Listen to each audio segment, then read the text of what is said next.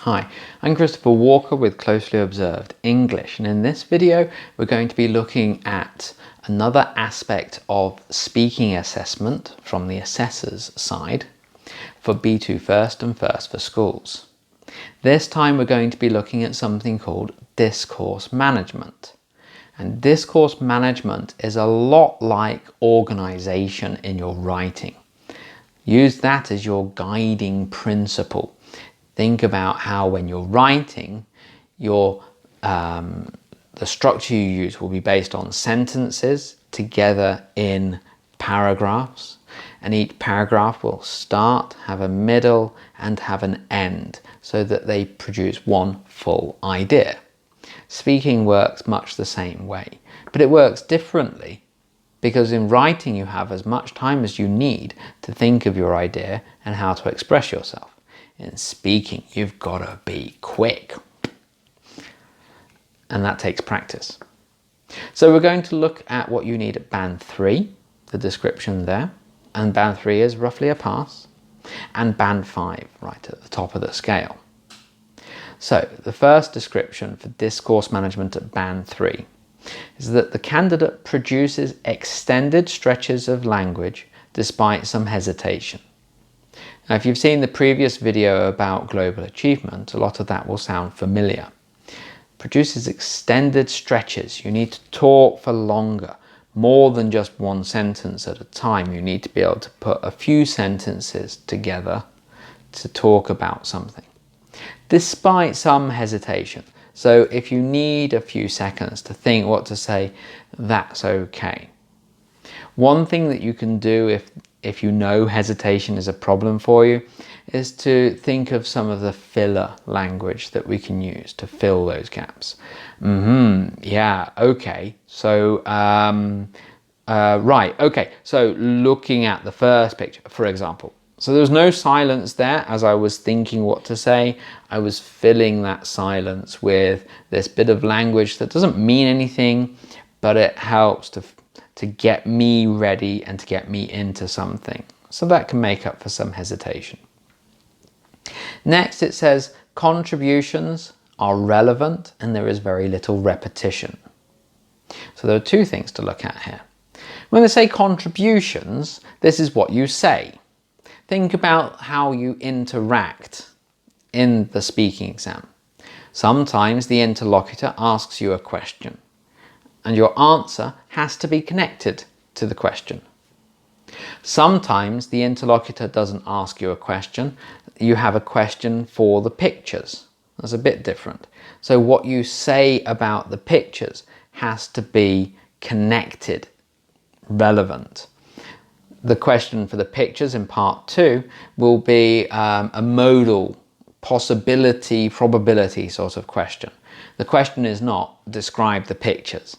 So if you only describe the pictures, then that is not relevant. So you're wasting time and it's not going to be good for your discourse management. And then later, when you start talking and interacting with your partner, you need to reply to what they say in a way that shows you are listening. If you say, I disagree with you, but what you say agrees with your partner, then that shows that you weren't really listening and your contribution is not relevant. And then the next part, there is very little repetition.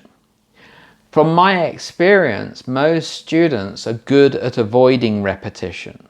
The only time that they have some kind of repetition, so they say something twice and it's the same, is either because of stress generally, or because in part 2 with the pictures, they talk so quickly and finish the task so quickly that the interlocutor goes like this. So they need to add a bit more, but they don't know what to say. So they say the same thing again. Repetition is difficult to avoid if you're stressed. The best way to get rid of it is to practice, but record yourself speaking under time pressure. So you have a stopwatch telling you how long to talk for as you're recording, and then listen to your recording and see how many times you say the same thing or you talk about the same topic, and that's repetition. With practice, you can get better. And the last part for discourse management is uses a range of cohesive devices. So earlier we looked at this idea, so in a previous video on global achievement we looked at the idea of what you say being coherent. So that means starting, having a middle, having an end. How do you get that? How do you put those three parts together? Well, when you put anything together, you use glue. The glue of language are things like conjunctions or linking verbs. These are cohesive devices. They are the glue of language. So if the only thing that you ever say is and to stick things together, I think this and I think this and I think this, that doesn't show a very good range of cohesive devices. So think about some of the other expressions you need. But, on the other hand, however, although, having said that, if you want to go to a higher level, learning some of these expressions and when to use them can be really useful before the exam. When we move up to level 5, band 5, the first one about talking for longer, it's very similar. A good candidate at level 5 produces extended stretches of language with very little hesitation. Again, it's just practice. The more you practice, the less you hesitate. If you don't do any practice, you will hesitate. If you do lots of practice, you won't. It's simple. The next one is contributions are relevant and there is a clear organisation of ideas. So here we can do a bit of task-specific preparation. Part 2, the picture round, the individual long turn. You have a question, you have a picture and another picture. You have to link your ideas to the question. If you practice, then you will get very good at saying a few things about the first picture connected to that question. Then you use a linking device like whereas or however in this picture. And then you can talk about that, a couple of sentences or ideas linked to the question. That will be well organized. That will have clear organization of ideas because you've practiced. You've gotten used to it. Without practice, you will get started, then go back. You forget where you started. You say the same things again, that's repetition. Then you'll go on and then you'll start to run out of ideas and it will just be a mess. You'll start talking about the pictures. So practice is really fundamental here. And the last part talks about this. Uses a range of cohesive devices and discourse markers. So cohesive devices we've talked about already, and that's the glue of language. And, but, however, on the other hand, it's all good for organising what you say. But let's come back to this idea of writing and speaking. When you're writing and you want to introduce a new idea, you probably use a new paragraph. How does the reader know that you've gone to a new paragraph? Well, you leave a bit of space. Maybe you start inside the line. You can communicate to the reader that you're starting something else. But it's not always so easy to do that when you're speaking. So we often use discourse markers.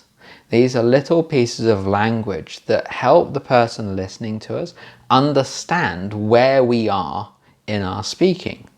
So if you want to introduce a change, maybe you've been talking about something here and you want to change the direction so that you can make it easier to understand, we might use a discourse marker like I mean.